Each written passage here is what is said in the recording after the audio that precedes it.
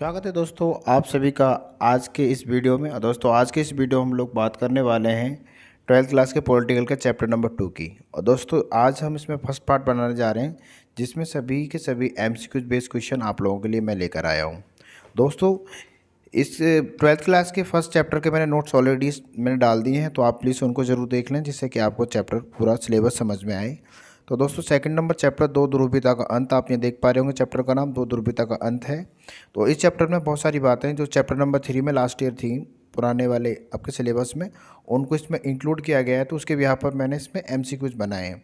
तो दोस्तों बहुत कुछ नया रहने वाला है इस वीडियो में, इस वीडियो को लास्ट तक ज़रूर देखें। तो दोस्तों शुरू करते हैं। आज का पहला क्वेश्चन लेते हैं। फर्स्ट क्वेश्चन में पूछता है सोवियत संघ किस वर्ष में अस्तित्व में आया। तो आपको याद होगा 1914 में, 1917 में, 1925 में या फिर 1918 में। तो इसका जो सही जवाब है वह है दोस्तों 1917 में सोवियत संघ बन के तैयार हुआ था। नेक्स्ट क्वेश्चन लेते हैं दोस्तों। इसमें पूछता है कि बर्लिन की दीवार किस वर्ष बनी थी। बर्लिन की दीवार को किस वर्ष खड़ा किया गया था। तो इसका जो सही जवाब है 9 नवंबर 1989, 9 नवंबर 1986, 9 नवंबर 1961 और या इनमें से कोई नहीं। तो इसका जो सही जवाब है वो है आपका 9 नवंबर 1961, ऑप्शन नंबर सी एकदम सही जवाब है इसका। नेक्स्ट क्वेश्चन लेते हैं दोस्तों, क्वेश्चन नंबर 3। इसमें पूछता है आपसे बर्लिन की दीवार कितने समय तक खड़ी रही, यानी बर्लिन की दीवार जब बनाई गई बनाने के कितने दिनों तक खड़ी रही। तो इसका ऑप्शन देख लेते हैं, 25 वर्षों तक, 40 वर्षों तक, 28 वर्षों तक या फिर 60 वर्षों तक।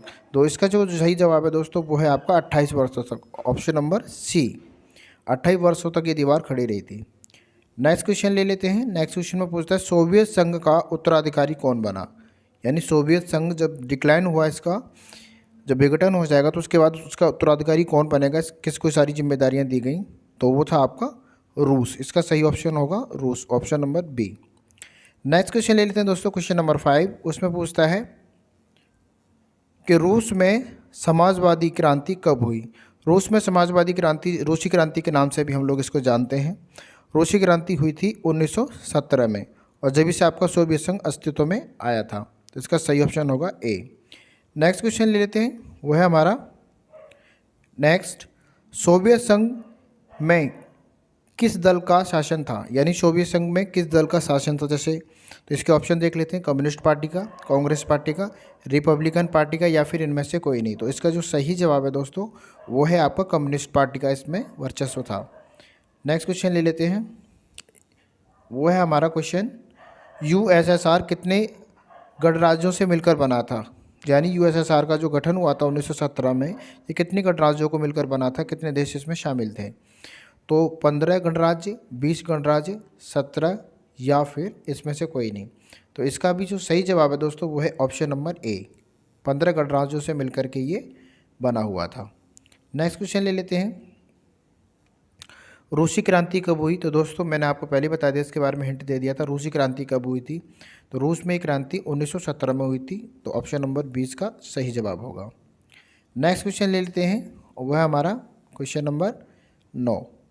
इसमें आपसे पूछता है कि यूएसएसआर खेमे में शामिल देश क्या कहलाए थे, यानी कहलाते थे। यूएसएसआर जो खेमे के जो देश हैं उनको क्या कहा गया है, पहली दुनिया, दूसरी दुनिया, तीसरी दुनिया या फिर इसमें से कोई नहीं। तो दूसरी, इसमें जो आपका जो ऑप्शन है यूएसएसआर के खेमे के देशों को कहा गया है दूसरी दुनिया, ऑप्शन नंबर बी। नेक्स्ट लेते हैं। नेक्स्ट क्वेश्चन है दोस्तों, तीसरी दुनिया में कौन से देश शामिल आते हैं, यानी तीसरी दुनिया में किन को रखा गया था। तो इसमें विकसित देशों को, अल्प विकसित देशों को, विकासशील देशों को या फिर इनमें से कोई नहीं। तो दोस्तों याद होगा उसमें वे सभी देश आते थे जो गुटनिरपेक्ष आंदोलन का समर्थन कर रहे थे, यानी वो अल्प विकसित थे, अभी अभी उभरे थे बनकर। तो यानी इसमें जो सही जवाब होगा वो होगा आपका बी, ऑप्शन नंबर बी, अल्प विकसित देश। नेक्स्ट क्वेश्चन ले लेते हैं। नेक्स्ट क्वेश्चन में आपसे पूछता है वो है आपका पहली दुनिया के देश थे।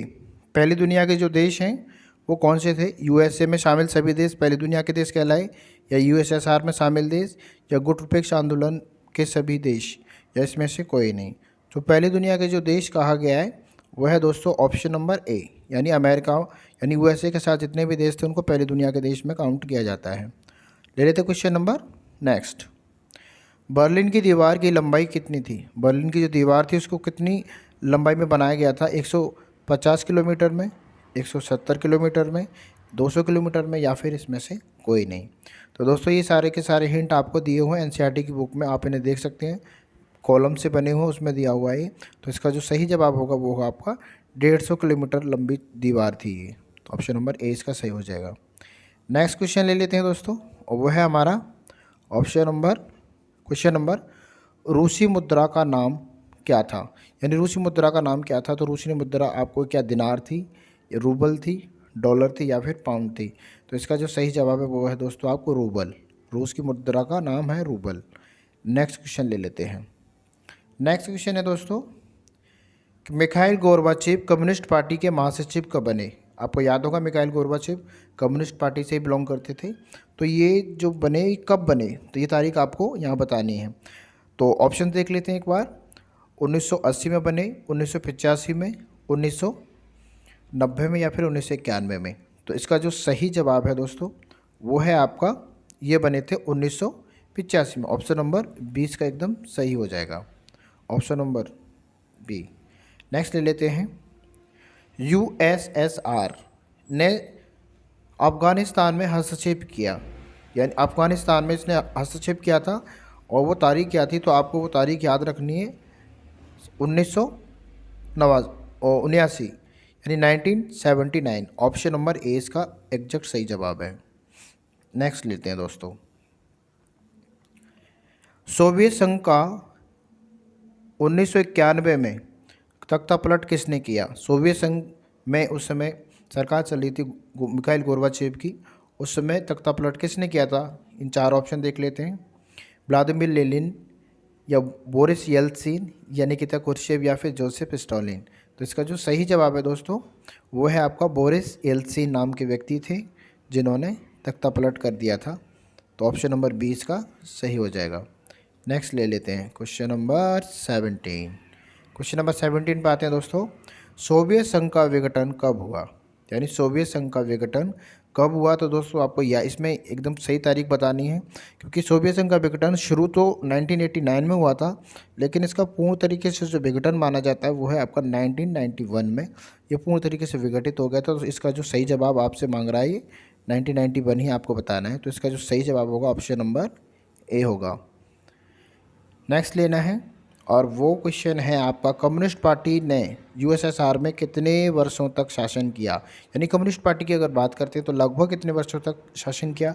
तो दोस्तों इसका जो सही ऑप्शन है 70 वर्ष, या 80 वर्ष, या 90 वर्ष, या फिर 100 वर्ष। तो इसका जो सही एग्जैक्ट आंसर है वो है दोस्तों आपका 70 वर्षों तक इसने शासन किया था।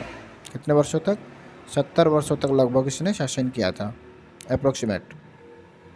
नेक्स्ट क्वेश्चन ले लेते हैं दोस्तों। नेक्स्ट क्वेश्चन पूछता है, रूस की संसद को कहा जाता है? यानी रूस की संसद को किस नाम से जाना जाता है? जैसे हमारे यहाँ पे संसद ही कहते हैं हिंदी में इसको, तो उसको कोई ना कोई नाम था इसका। तो इसको क्या लोकसभा कहते थे, लोक परिषद कहते थे, राज्यसभा कहते थे, या फिर ड्यूमा कहते थे? दोस्तों इसका जो सही जवाब है वो ऑप्शन नंबर डी, ड्यूमा कहा जाता था।